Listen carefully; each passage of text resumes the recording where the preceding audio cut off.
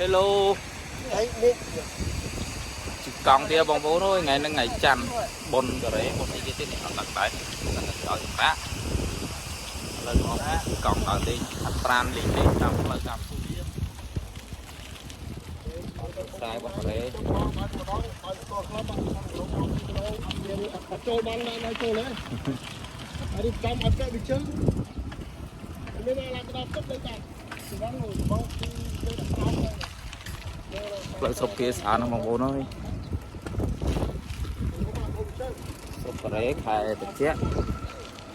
đám chớ rút sලકអស់ស្លឹកដូចងំអញ្ចឹងណាហើយដល់ខែកដៅមកដល់មកដើមឈើដុតស្លឹកឡើងឃីវសង្ងាត់ពេញវាល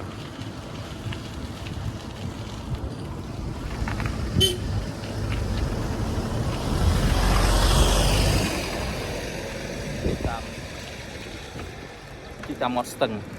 តាមបន្លាយគេលេងលេងហ្នឹងរោងចក្រមានខ្មែរ8នាក់តែពួកអ្នកទីគេមកគេសម្រាប់ហើយពួកខ្ញុំអត់ប្រឹងទេដល់នេះតើតនេះដឹងអញ្ចឹងជីកង់ស្អាតទេបងប្អូននេះវាលស្រែគេស្ទូងស្រូវស្អាតពណ៌ទឹកប្រព័ន្ធអីគេធ្វើអត់តោះ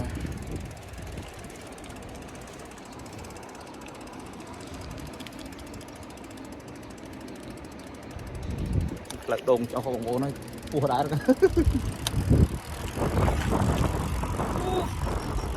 ពោះណាស់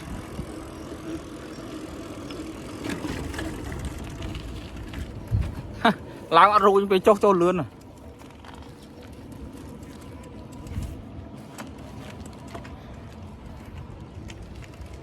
ក្តៅបងប្អូនថ្ងៃហ្នឹងដូចជាប្រហែលនេះ10អង្សាជាង16 17អង្សា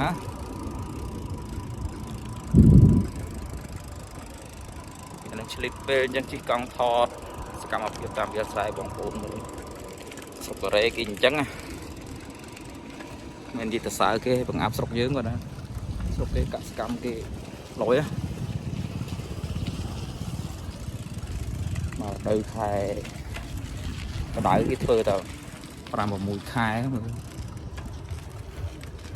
ហើយអាតង់ QQ នោះសនេះអានេះរោងបន្លែគេដាំបន្លែដាំអីចឹងណា